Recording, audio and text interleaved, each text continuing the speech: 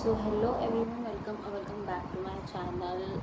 Congratulations जिन सबका admission हो गया है और अब कुछ ही दिनों में कॉलेज स्टार्ट होने वाला है। तो आज की वीडियो को स्किप मत करना, because in this video I am going to share everything you need to know before you enter your college. So पहली बात तो याद रखना कि बिल्कुल भी जैसा शनाया वाली कॉलेज लाइफ होती है वो यहाँ नहीं होने वाली है, बिल्कुल भी। ठीक है, तो अगर मैं स्पेसिफिकली एएमयू पैरामेडिकल की बात करूँ तो यहाँ की लाइफ थोड़ी सी अलग है।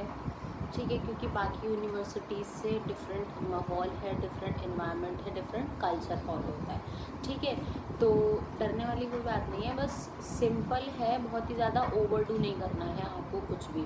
ठीक है, डिसेंटली रेडी होके जाना है। You can wear whatever you want, but it should be decent enough to be present in front of your teachers. ठीक है, फुल्ली कवर्ड क्लोथ्स होने चाहिए, डिसेंट होने चाहिए, बाकी आप कैसे भी जाओ कोई दिक्कत नहीं है। ठीक है, दूसरी चीज़ ये है कि रैगिंग होती है या नहीं होती है। बहुत सबसे ज़्यादा कॉलेज वाले बच्चों का मेरे पास यही क्वेश्चन आता है कि दीदी रैगिंग होती है या नहीं होती है। तो बच्चों, रैगिंग बिल्कुल भी नहीं होती है, बिल्कुल एंटी रैगिंग कमेटी वगैरह सब बनी हुई है, लेकिन रैगिंग होती ही नहीं है। सारे सीनियर्स जो है वो बहुत ही ज़्यादा अच्छे हैं, बिल्कुल भी मतलब अगर आप लोग रिस्पेक्ट करोगे तो आपकी हर तरफ से हेल्प करेंगे। ठीक है, क्योंकि देखो मेरे भी सीनियर्स रहे हैं, मैं भी सीनियर रही हूँ, मेरे जूनियर्स भी सीनियर रहे हैं, तो मुझे कभी जूनियर से नेगेटिव फीडबैक नहीं मिला कि सीनियर्स ऐसे हैं, सीनियर्स ऐसे हैं। हाँ, एक दो थोड़ा बहुत हो सकते हैं जो थोड़ी हवाबाजी दिखाते हैं अपनी सीनियरगिरी की, but rest of them are very good. ठीक है, दूसरी चीज़ ये है कि बच्चे पूछते हैं हमेशा कि सीनियर्स को मैम बोलना है, सर बोलना है, क्या बोलना है।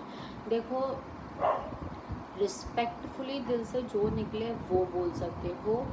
ठीक है, रिस्पेक्टफुली दिल से जो निकले वो बोल सकते हो, दीदी बोलो, भैया बोलो, सब कुछ अलाउड है, कोई मना नहीं करता। ठीक है, बट मैं ये चीज़ सजेस्ट करूँगी कि आप सर या मैम बोलो, क्योंकि देखो जब आप कॉलेज में जाते हो तो आपको किसी की एज का आइडिया नहीं होता, और आप जाते हैं किसी की एज वगैरह नहीं पूछ सकते, और एज फैक्टर थोड़ा सा यार मैटर करता है। जब बाद में आपको चीज़ें पता चलती हैं, ओ ये तो हमसे छोटा है, हमसे भैया भैया बोलते हैं, ओ ये तो हमसे छोटी है, हमसे दीदी दीदी बोलते हैं। तो सर और मैम में क्या होता है कि वो वाला फैक्टर ख़त्म हो जाता है। ठीक है, क्योंकि देखो जब आपका एडमिशन होगा तो कुछ बच्चे ऐसे होंगे जो बिल्कुल ही फ्रेशर होंगे, कुछ होंगे जो ड्रॉपर्स होंगे, कुछ होंगे जिन्होंने 3 4 5 साल के भी ड्रॉप्स ले रखे होंगे। ओके, तो यू नेवर नो कौन क्या है क्या नहीं है। तुम्हारे जो सीनियर्स होंगे वो कुछ सीनियर्स ऐसे होंगे जो पहले ही राउंड में फर्स्ट ईयर में ही एडमिशन लेकर आ गए होंगे, फ्रेशर होंगे, तो उनकी एज बहुत कुछ ज़्यादा नहीं होगी। तो जो है आइडियली सर मैम बोलोगे, ठीक लगेगा, अच्छा लगेगा, बाद में तुम्हें भी ऑकवर्ड फील नहीं होगा। बाकी रिस्पेक्टफुली दिल से जो निकले वो बोलो।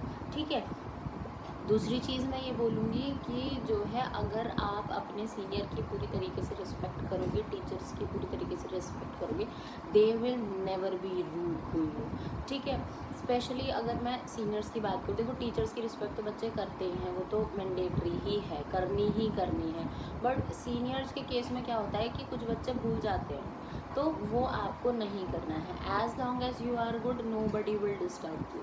ठीक है, रैगिंग नहीं होती है, बट ये ज़रूर होता है कि भाई डिसरिस्पेक्ट कर दिया तो आ गए बातचीत करने के लिए। ठीक है, तो ऐसा हो जाता है, तो कुछ नहीं करना, डरने की ज़रूरत नहीं है, सिर्फ और सिर्फ नॉर्मल अपना जो है बात करो और कुछ दिक्कत नहीं होगी। रिस्पेक्टफुली रहो, रिस्पेक्ट करो और सब स्मूथली जाता है। वो लोग पूरी हेल्प करते हैं। अगर सीनियर से बना के रख लेना, they will be your super heroes in college, क्योंकि हर तरीके से, हर एंगल से फिर वो आपकी हेल्प करने को तैयार हो जाते हैं। अगर एक बार बॉन्डिंग बन जाती है तो, बी इट नोट्स, क्लासेस, जुगाड़बाजी हुई, कुछ भी हुआ, हर एक चीज़ में जो है वो आपका काम बन जाता है। तो अपने सीनियर से बॉन्डिंग बनाने की ज़रूर कोशिश करना। ठीक है, और क्वेश्चंस मेरे पास ये आया था कि दीदी वाइट कोट जो है वो कॉलेज से मिलेगा या फिर हमें खुद से परचेज़ करना पड़ेगा। तो बच्चों देखो, आपको जो है वो वाइट कोट खुद से परचेज़ करना पड़ेगा, अपना परचेज़ करना पड़ेगा, और उस पर लोगो भी खुद से ही लगाना पड़ेगा। ठीक है, सेकंड थिंग थी वाइट कोट सेरेमनी होगी या नहीं होगी। तो बच्चों नहीं, AMU पैरामेडिकल में पैरामेडिकल कोर्सेज़ की वाइट कोट सेरेमनी नहीं होती है, ठीक है। और जो था मेरे पास डाउट आ रहा था कि यूनिफॉर्म तो नहीं है, तो मैंने पहले ही बता दिया कि कोई भी यूनिफॉर्म नहीं है। You can wear whatever you want, but it should be decent enough to be present in front of your teachers. Second thing ये है कि मेरी सबसे बेस्ट एडवाइस आप लोगों के लिए ये रहेगी कि फर्स्ट ईयर में आओ, बढ़ चढ़ के चीज़ों में पार्टिसिपेट करो, अपनी पर्सनालिटी बिल्ड करने की कोशिश करो, दब के नहीं रहना है, डर के नहीं रहना है बिल्कुल भी, खूब पार्टिसिपेट करना है चीज़ों में, ठीक है। जीतोगे हारोगे बात की बात है, बट पार्टिसिपेट करना, इससे पर्सनालिटी बिल्ड होती है, कॉन्फिडेंस डेवलप होता है, ठीक है। फर्स्ट ईयर से ही इन चीज़ों में घुस जाओगे तो रिग्रेट नहीं करोगे, क्योंकि बाद में क्लिनिकल पोस्टिंग्स स्टार्ट हो जाती हैं, बहुत सारी चीज़ें हो जाती है, तो बहुत सारे बच्चे एक साथ चीज़ों को मैनेज नहीं कर पाते हैं। फर्स्ट ईयर में सिर्फ और सिर्फ आपकी थ्योरी होती है, फर्स्ट ईयर के फर्स्ट सेमेस्टर में क्लिनिकल पोस्टिंग्स नहीं होती हैं, तो वो सबसे अच्छा टाइम होता है जो आप यूटिलाइज़ कर सकते हो, आपका फर्स्ट सेमेस्टर। सेकेंड थिंग क्या है कि पढ़ाई टफ होती है या ये है वो है, देखो यार अब सीधी सीधी बात है, नहीं पढ़ोगे सब टफ लगेगा, पढ़ोगे कुछ टफ नहीं लगेगा, पढ़ के ही इंट्रेंस निकाला है तो पढ़ना तो है ही है, ठीक है।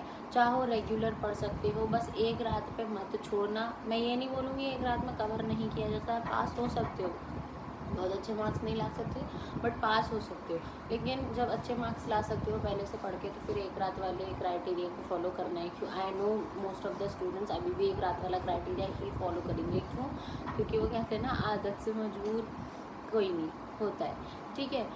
बाकी यही है, इन सारी चीज़ों का ख्याल रखना। बाकी इसके अलावा कोई और डाउट्स हो तो मुझे कमेंट्स में बता देना।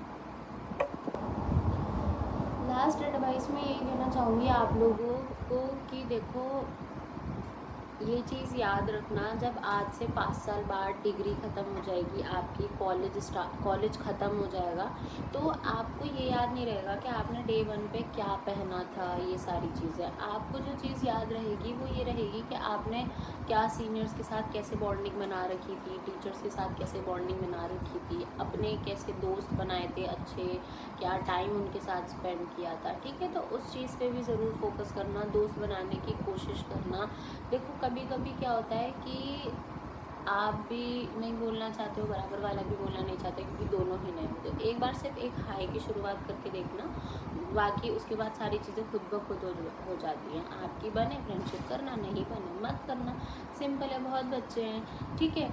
तो ये चीज़ ज़रूर याद रखना कि 5 साल बाद तुम ये याद करोगे तुमने क्या क्या एक्सपीरियंस किया अपनी कॉलेज लाइफ में, क्या क्या किया, क्या नहीं किया, क्या अच्छा रहा, क्या बेकार रहा।